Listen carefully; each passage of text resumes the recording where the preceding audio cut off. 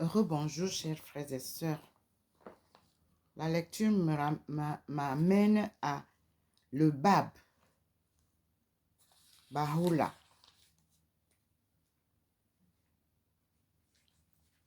À la page 777, 776, 777, je lis. Le Bab et Baha'u'llah dit, je n'étais qu'un homme comme les autres, endormi sur ma couche lorsque les brises du très glorieux soufflèrent sur moi et m'enseignèrent la connaissance de tout ce qui a été. Baha'u'llah. Je lis donc, c'est le choix des livres. Je pensais m'arrêter. Non, il me dit de continuer la lecture et je continue. C'est pour ça qu'il a montré Abdul Baha'i à la fin, là, tout à l'heure. Donc, le Bab, Baha'u'llah et la foi Baha'i. La naissance d'une religion. C'est la page 778, l'introduction. Et la page 777, c'est la parole, le Bab et Baha'u'llah, les deux. Donc, on signe en bas Baha'u'llah. Je n'étais qu'un homme comme les autres, endormi sur ma couche, lorsque les brises du très glorieux soufflèrent sur moi et m'enseignèrent la connaissance de tout ce qui a été. Fermez les guillemets. Baha'u'llah. Et l'introduction est là. Et je lis. Le Bab, Baha'u'llah et la foi Baha'i.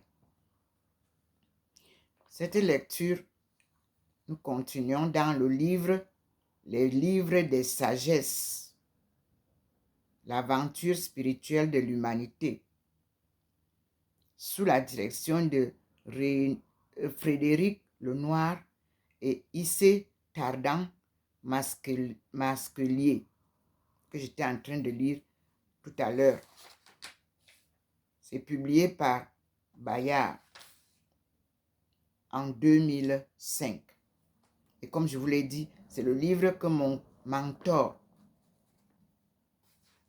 l'anthropologue, l'ethnologue,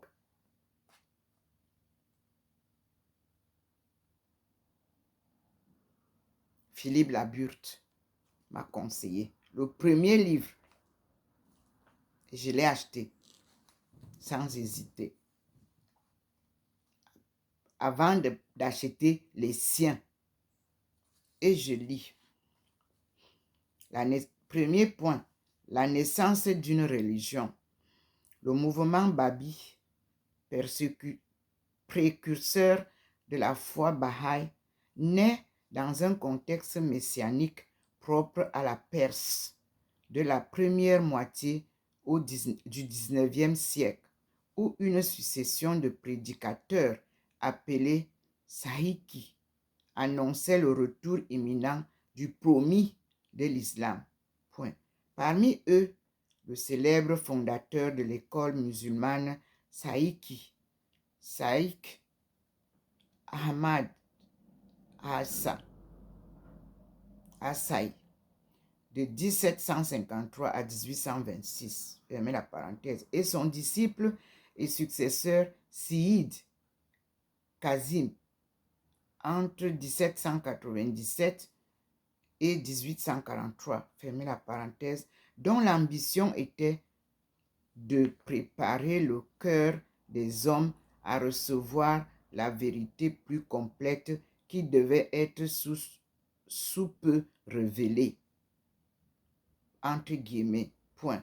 Il me renvoie aux notes, la note 1, que je m'en vais lire avant de continuer. À la page 783, La note 1, c'est Mohammad Izarandi. La chronique de Nabil, publiée à Bruxelles, maison d'édition Baha'i, en 1986, page 15. Je continue la lecture. Convaincu que l'élu de Dieu était sur le point de se manifester, Sayyid Kazim confia à un des disciples, Mullah Hassan, entre parenthèses, environ 1813-1849, fermez la parenthèse, la mission de partir à sa recherche. Point.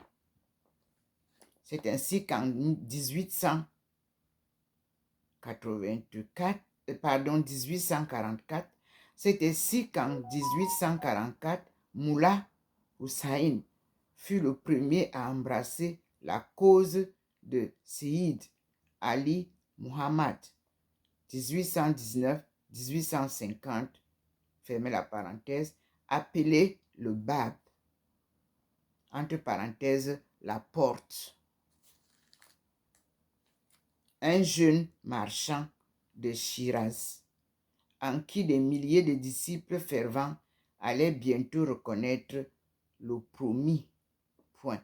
Lui-même porteur d'une nouvelle révélation divine, le Bab enseigna à ses disciples qu'un autre envoyé de Dieu, plus éminent que lui, viendrait sous peu inaugurer